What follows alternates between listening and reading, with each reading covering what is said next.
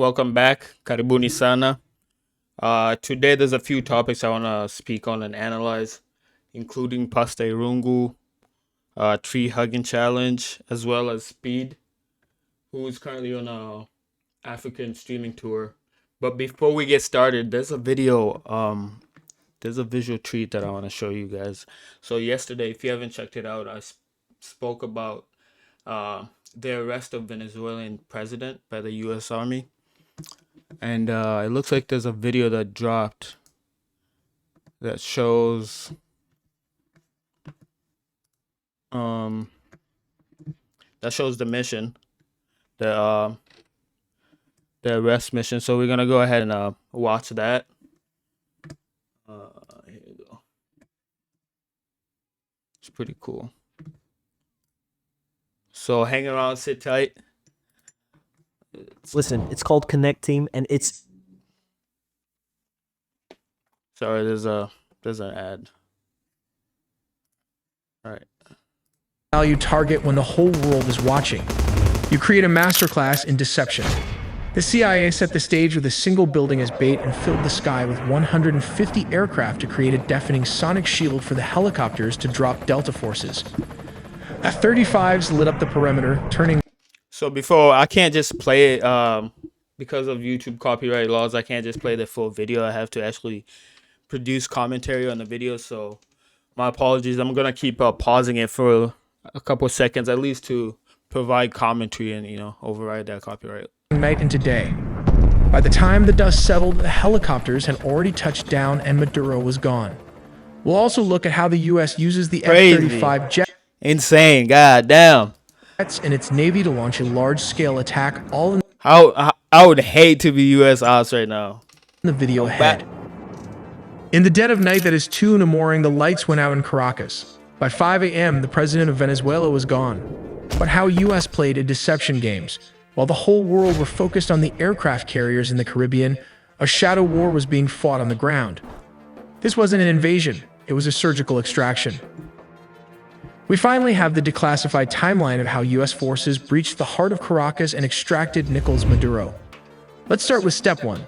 The setup. This didn't happen over... Yo, Chad, I'm not going to lie. The whole situation is still insane to me. I still haven't, fully... I still haven't fully analyzed the whole thing. It's crazy. For months, the U.S. had been tightening a naval quarantine around Venezuela. The U.S. Gerald R-4 Carrier Strike Group and the U.S. Iwo Jima Amphibious Ready Group.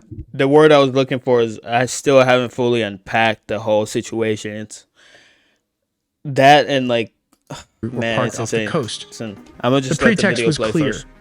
The U.S. designated the Venezuelan government a narco-terrorist state, specifically targeting the drugs lords. But while the Navy squeezed the coast, intelligence assets were tracking one man. They waited for a specific window, a moment where Maduro was stationary and vulnerable. Step 2, the strike.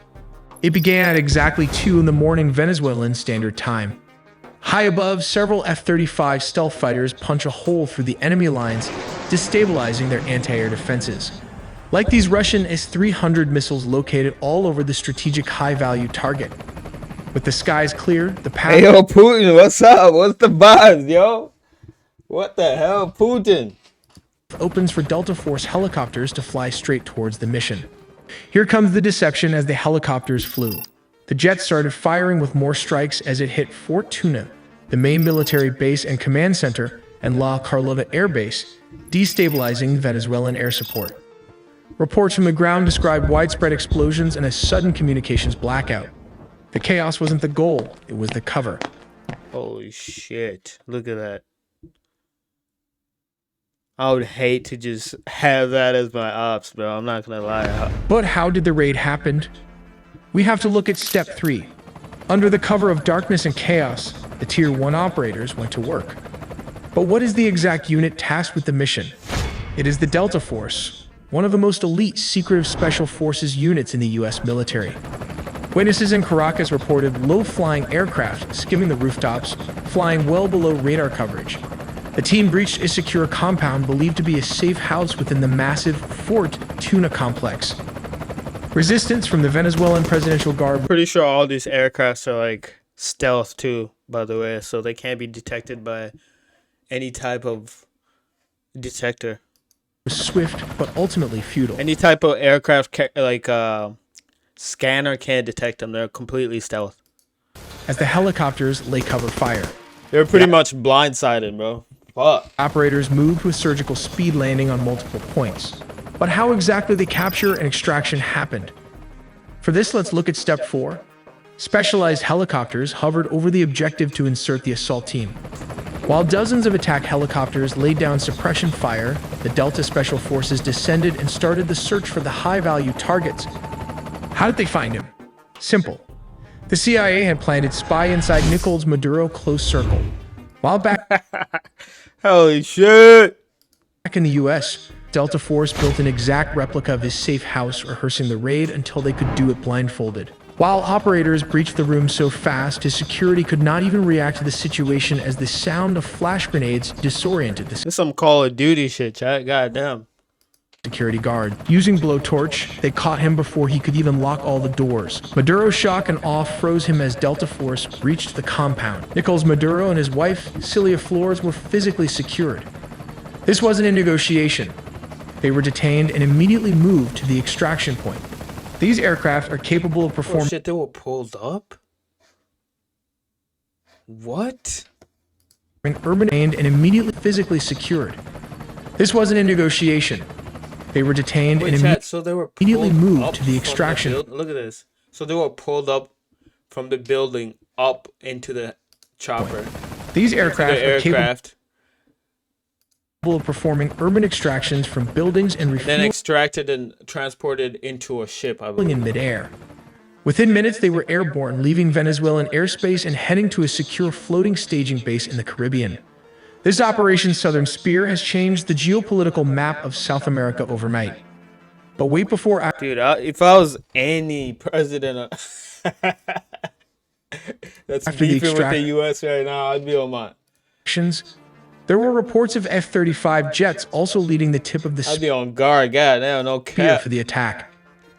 We'll look how the United States used F-35 jets instead of X-16s for operations in Venezuela, because this is a well-organized and militarized Venezuela has positioned advanced Russian S-300 missile systems, Chinese radar networks, integrated Russian air defenses, and Shahed drones along its borders. This creates a I ain't highly gonna do shit. Come on, I'll be honest. I ain't gonna do nothing. What? lethal and challenging You know how environment many... Have you seen the aircraft we got? Holy, look at this. I ain't gonna do shit. Watch this shit. that What type of aircraft we got, bro? Like, look at this shit.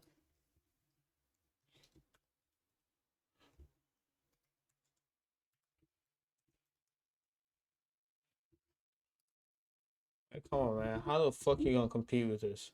We got an aircraft that's damn near a city. Look at this shit.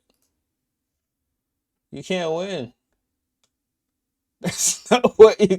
This is what pulls up in your borders, bro. Hell no. Hell no. And we have a bunch of these too, by the way. Yeah, there's no way you're... Like, what? older S-16s would A struggle couple of drones, bro? Hell to no. survive. As stated, around 150 aircrafts and a massive 8 U.S. destroyers were stationed there. Chat, 150 aircrafts just chilling right in your borders. It also has 3 Hell no. amphibious aircraft carrier and surveillance plane to turn it into a massive command and control juggernaut capable of overcoming a modern military's air defenses. Signals a readiness to counter Venezuela's entire air defense network if necessary. But why Venezuela Air Force failed to intercept? As of 2025, Venezuela's fighter jet fleet consists mainly of approximately 21 Sukhoi Su-30 multirole fighters delivered by Russia between 2006 and 2008, which now form the backbone of their combat air power. Additionally, they maintain about 5 operational Imagine your only air defense system is from 2006. And we're pulling up with brand new shit from damn near probably fresh out the lot 2026 aircrafts. Come on now. You can't compete. 16 Fighting Falcons from an older batch, including 3 Hey, I think we're bullying. single-seat S-16 as in 2 It's two-seat not fair. Goddamn. S-16Vs. These S-16s are aging and suffer from limited maintenance and part support due to U.S. sanctions, although they have been supplemented with Israeli upgrades. Venezuela acquired its F-16 jets from the United States through a foreign military sales agreement called Peace Delta in May 1982, during a period of good diplomatic and military relations. They were the first Latin American country to receive Probably gave them all our old shit. Hey, here you go. the S-16, For with real, though. deliveries occurring For between real. 1983 and 1985. The reason the U.S. does not use F-16s in current operations is because these jets lack the stealth capabilities necessary to evade the S-300 and other integrated defenses. The advanced S-300V or anti-2500 systems, supported by dense Chinese and Russian radar, can easily detect and target older aircraft at long ranges.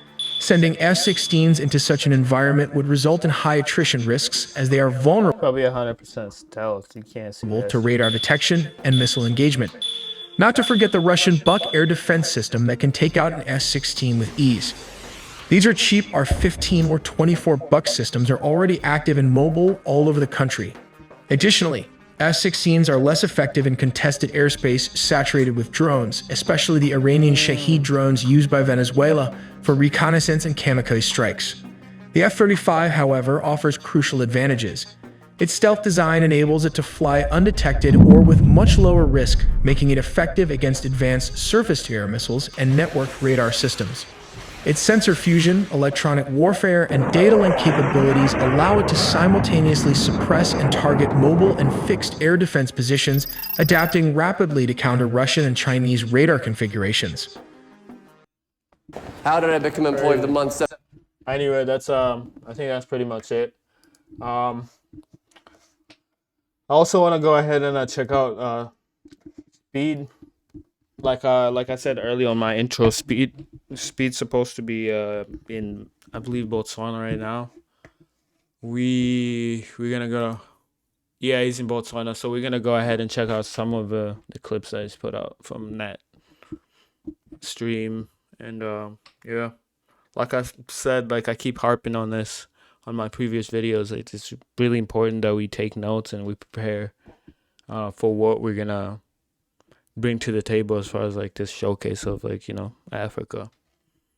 And I'm speaking on Kenya specifically, but the whole tour has been pretty awesome, I'm not gonna lie. If you haven't checked them out on my previous videos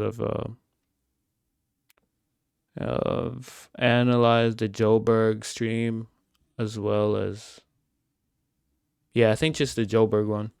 So go ahead and check that out. We're gonna go ahead and check out the Botswana stream. See how that went. Free use. By the way, free use.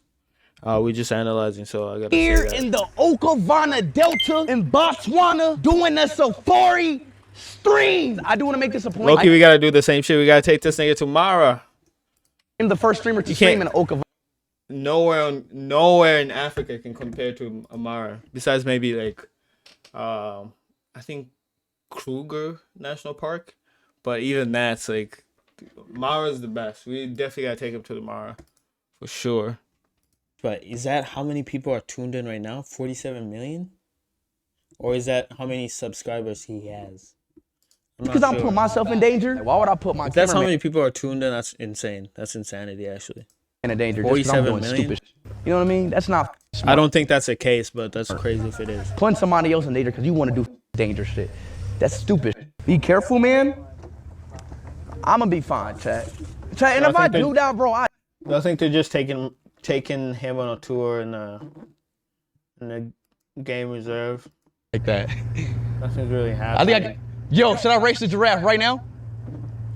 See this fucking dude. This nigga must have so much energy. You know how much it must take to like do this whole thing. It's been nonstop every single day. Country after country, nonstop. Like it seems like he's been doing this literally like nonstop for years, man. For a couple years. It's gotta be. You gotta have so much fucking energy to do this. I don't know how he does that. Yo, props to this guy, bro, for real. Lions. That's going to be the fuck. Imagine nguvu inatake kufanya hii mambo yote. Kila siku kuamka, unalala kwa mahoteli. You don't see all your, like, he doesn't really get the chance to, like, spend time with his friends or, like, family. Like, he's always, the nigga's Wait, Chad, always please don't streaming. run away, Like, right? these people definitely deserve, like, their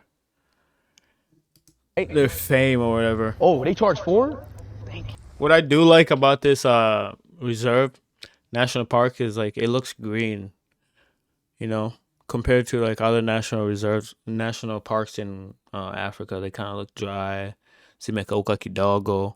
This one kind of actually looks lush and green. Holy. Look at this.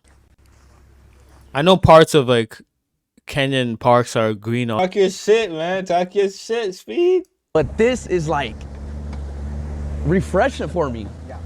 Like everything is cool. Yeah, always going back to nature. Always just like trigger something within your like soul. There's no feeling to describe it, but it just like brings you back to the world, so to speak.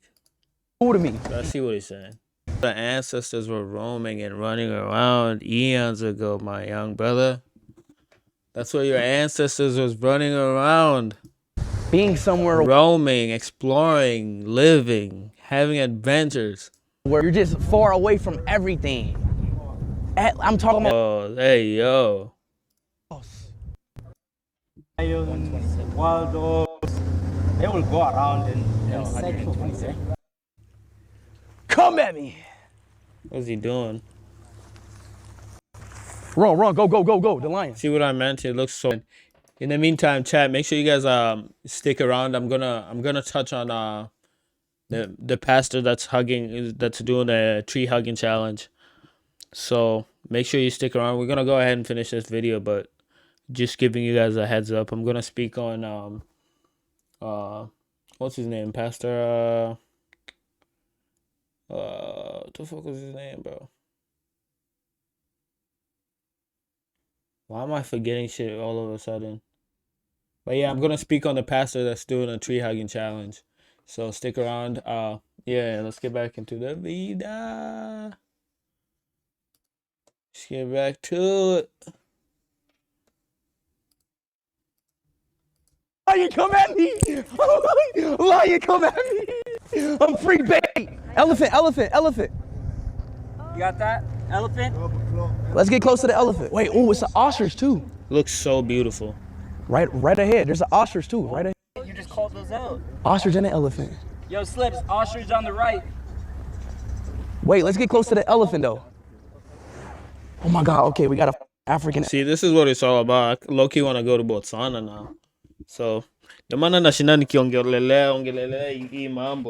it's really important because it just showcases how beautiful. Like, this looks mad beautiful and scenic and relaxing. Elephant. I want to go there now. Should I give it leaves? Let me get. But yeah, I think you guys get the point. So he's in Botswana currently. He went to the safari. I think the whole tour is really, really important for Africa. I'm gonna continue covering it and harping on how important it is and why Kenya should take it seriously. So, if you guys want to keep up with that, obviously just subscribe. Yeah, I'll be analyzing it probably every day till the tour is done. So that's that. Next on the docket on the list. Did you guys see that Pastor Irungu, was it? Yeah, Pastor James Irungu. So this nigga is doing the same thing. Hold on, sorry. So if you guys haven't seen, recently there's a pastor that's doing a tree hugging challenge, similar to the activist that did it a couple of weeks ago. His name's Pastor Irungu. And yeah. Let's check it out. Do you guys think it's clout chasing? So let's say it's pretty funny. Where is it? Yeah.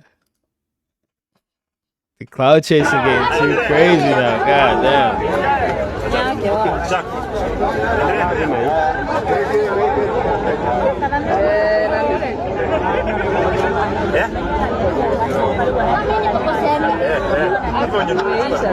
I wasn't gonna cover it because it seemed like some cloud chasing shit, but like this is kind of crazy.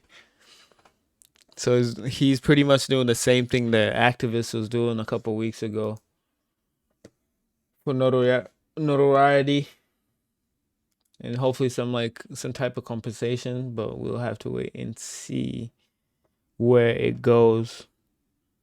Otherwise, there wasn't really any other news going on once again, so we're just gonna have to wait and see. I'll see you guys tomorrow. Hopefully there's more topics and news to speak on. In the meantime, make sure you just check out the previous videos that I've put out and subscribe and all that jazz. Yeah.